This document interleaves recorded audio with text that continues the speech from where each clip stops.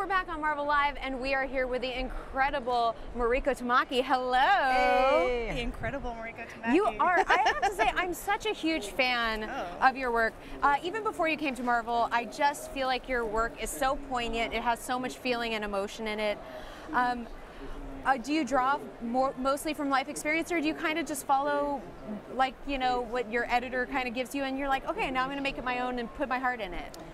I think I'm like a really intense person, and I try to like ice cube tray that into like what's needed. You know, like I try to make it a useful thing to be like a bit of an overly dramatic person. Like I feel things very deeply, and I try to make that something that is profitable for myself and for Marvel. But I love that, because I think one of the things about good storytellers is that they take who they are and they take what they love and their lives and their past experiences, and when they can put that into their work and what they love and other people can access it, it's really, really great. Yeah, it's like you combine all of your nerd, like all comic book writers are huge nerds. They all like British history or like origami or something. So you take that and then you funnel that into a storyline that is fueled by your rocky emotions that have like brought you to the place where you are today. Which is how you get Civil War zombies. Great, awesome, cool. Right. Yes. I do have to take it back, Justin. I feel like this is going to be near and dear to you. In the She-Hulk run, baking videos were important. Yes. Why? I just feel like that's such an interesting thing. Like, She-Hulk used baking videos to deal with trauma. Yes. Would you recommend that in real life? Yes. And where did that come from? I watched the Great British Bake Off. I knew it. I knew it. So much. I love it. I now, like, when they're doing, like, someone asked me recently if I knew what a petit four was, and I was like, oh yeah. Do I know what do I know what a petit four is? So, and I love the idea that someone who is like a superhero has like the internet like we do, and when she's trying to relax, but then if you look in the background, you can see that she's tried to bake and it's not successful at baking. So there's like messed up stuff in the background. So she herself is not a baker. I am not a baker, because it's like chemistry. I'm not good at chemistry. But like, yeah, they're very soothing. It's all about the therapy. It's not about being edible. It's about the process. Just the word petit four alone, like, I used to be a waiter and I would serve the petit fours at the end of the meal. Right. And we would say, petit fours at the end of your meal. And like, it was like, you know, this $25 word for like $8 worth of tiny baked chocolates. Yeah, it's flour and water. Yeah, it's exactly. Like, cocoa and butter. Yeah, exactly. But it's like food has so many great words, like amuse-bouche. Oh, yeah. Stuff like that. So why not incorporate that into comics? I love it. So happy thank right you. now. Yes. Thank you for that. I generally find validation in words like amuse-bouche and things like that. Well, it's like, I just realized what choux pastry means. I used to think it was like S-H-O-E. Right. For the longest time. Right. Until finally I saw it spelled out and I was like, oh, damn. Well, if we ever need a Marvel pastry chef, you're a shoe-in. But y'all have to take it back. I mean, folks like us, those two words you just used, I'm very confused. What are these things? So, petit four. Well, I know petit four, the other two Choux words. pastry is a pastry that is like cooked twice. So you cook it first in like a pot, like you beat flour and eggs, I think, in a pot, and then you bake it afterwards, and it puffs up, and that's what you put like in an eclair. It's true. Or you could use it to, you could fry it, and it would be in beignet territory. Yes. Oh, Wait, you know how I feel about beignets. Exactly. We're just gonna talk about food. So then Totally when okay you, with that. I know, done. We're only talking about food. Food is here. awesome. Let's talk about this. X-23. Yes. We have. I feel like we're lining up for a battle of the clones. Yes. Are you as invested in clone videos? I am not, but I was so into the cuckoos. I'm into anybody. I love the cuckoos. That, like, when I first saw them, I was like, oh my god, they're children of the corn. They're like the creepy clones. Whereas, like, obviously Laura's not a creepy clone. She's like she's like a friendly clone. Yeah, well, you know, with she's not stretchy friendly. She's like a clone. I was like, friendly is very generous. But the cuckoos are like the popular girl clones. And so it's kind of this perfect, but they're also very similar. Like, they have these weird connected histories in terms of how they were created and why they were created. So I just thought, like, that seems like a, you know, also I just wanted to write them. I wanted to write a hive mind where someone is like, actually, I don't like that. And then they're like, we're the hive mind, don't do that. Like, we're doing this hive mind thing. So both of those things. Where do you get the, like, inspiration or the lightning in your brain to, you know, to write as a clone? You know, like, where does that come from? I mean, part of it is like it's an assignment, right? Like you get someone who's like, do you want to write X-23? And you're like, give me a minute. Yeah. And then you have to like go for a walk and like watch a bunch of videos and then like kind of mine all the ideas. Like every time I have an idea, I put it in a notebook. And then when you get a call from Marvel and they're like, what about this? You look through your notebook and you see what. And I had just finished reading a bunch of Grant Morrison stuff, so I was instantly like, well, I'll do this if I can put these characters in there because they're so rad. Word. That's really cool. Yeah. That's really cool. So we're here at San Diego Comic-Con. We are. We are. What are you most looking forward to here in San Diego?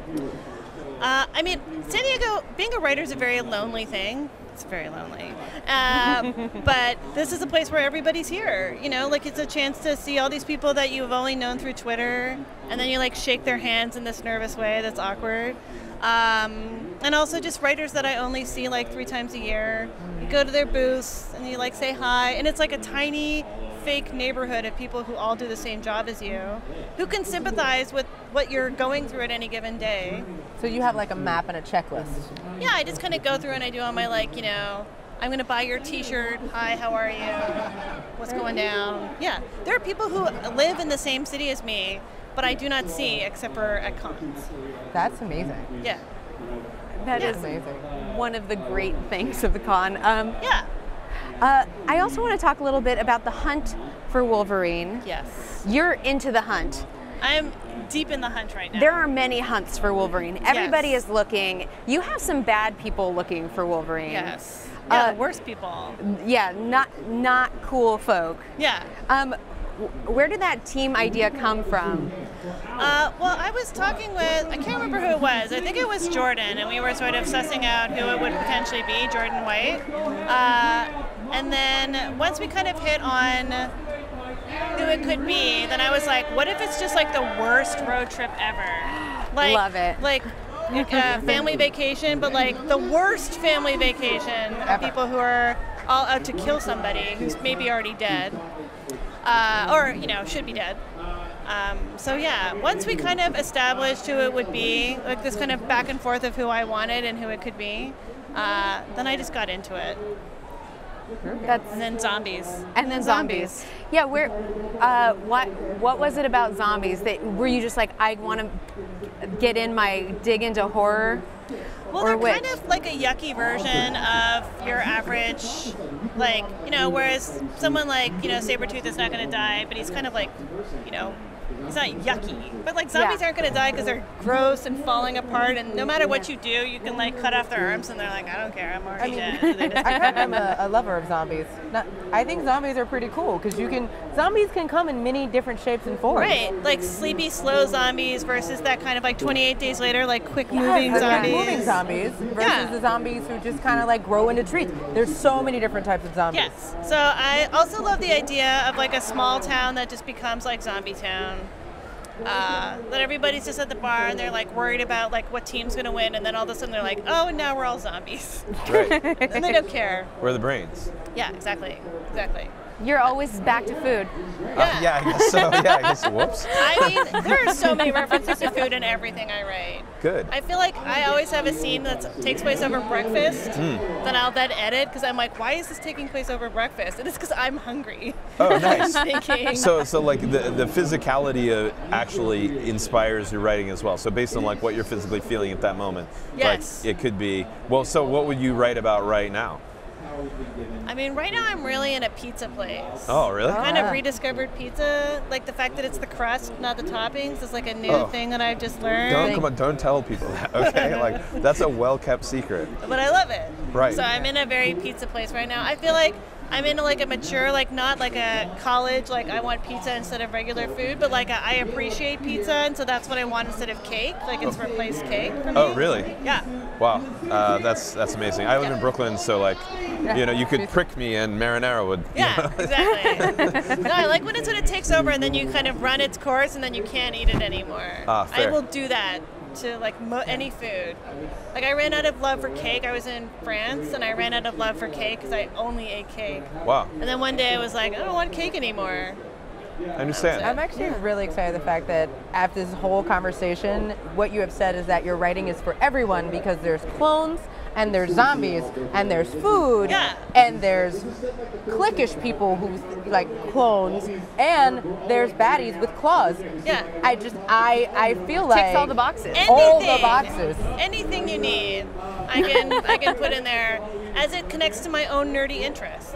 I love You know, it. like as long as it like if it has like a Michael's crafty element, I can like get into that in some way or another. Wait, so is there a character, or maybe just something you're into that you haven't put in yet that you want to do? I mean, I think it would be fun. I'm always into the sort of like backstory of things. Like we were talking about, Scott Westerfield was talking about like that, you know, that sort of like serial killer board with all the pieces of yarn that connect up all the pieces. Oh, yeah. And I want to do like the backstory where you have the guy going to Michael's to like get the yarn, and he's like, "Do you have red yarn? I like red yarn." That's amazing. That kind of like backstory life of like the other flip side of the story is something I'm really into. Hot diggity. Yeah. So how did you first get into comics? I got into comics because I was living in Toronto and there was a woman who was doing, she had a literary magazine and she was doing like a mini comic book series with women creators. And she asked like her friends if anybody wanted to do it. And I had a cousin, Mariko Tamaki, who did comics or was an illustrator. And I was like, I want to do a comic with my cousin. And they were like, it's like Canada. So you're like, great, then you should do that. Let's give you some money to do that. So it was like kind of an experiment. And then it just kind of, once you do something once relatively successfully, then people will just keep giving you opportunities to do it again and again. Love it. And yeah, it's And became then my here you are. lifestyle. Now it's what I do. Yeah. Which, fun fact, your cousin's artwork is also in the New York subway. Yes. There's a bunch of pieces of art which are so telltale her style. Yeah, yeah. I always want to like cut one of those out of the subway when I see it, but it's never. Just wait for when the lights flicker. Yeah. Yeah, I feel like when the lights flicker, anything goes, you know? Yeah. I don't have it. I don't have that. I can visualize doing it. I would write someone doing it, but I would never actually do it myself. Have you ever written, you know, a lot of the universe, Marvel Universe hangs out in New York, but have you ever written about Toronto? Because I think it's a great city. I think it's a great city too. I mean, my first graphic novel takes place in Toronto.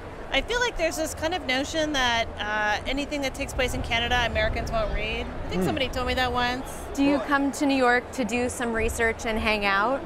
I come to New York anyway because I really like New York. I like it in doses. I Right. like a week in New York and then the honking gets me insane and I want to retreat back to California where people don't honk their horns unless it's an emergency. And that's when a horn should be used. Horns are not meant to just press on?